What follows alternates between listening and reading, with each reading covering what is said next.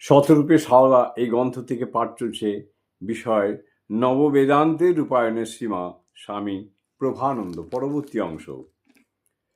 বেদান্তে বৈরাগ্যের কথা, জগতের ব্রহ্মভাব, জগৎকে আমরা যেভাবে দেখি, উহাকে আমরা যেমন জানি, উহা যেভাবে প্রতিভাতিত হইতেছে, তাহা ত্যাগ করো এবং উহার প্রকৃত স্বরূপ অবগত হও। জগৎকে ব্রহ্মভাবে দেখো। এইরূপ সকল বস্তুতেই, জীবনে মরণে সুখে দুঃখে সকল অবস্থাতেই সমুদয় জগৎ ঈশ্বরপূর্ণ। কেবল নয়ন উন্মিলন করিয়া তাহাকে দর্শন করো।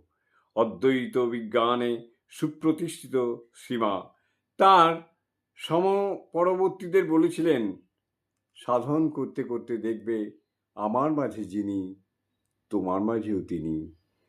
দুলে বাগদি ডোমের মাঝেও তিনি। জয় মা, জয় মা।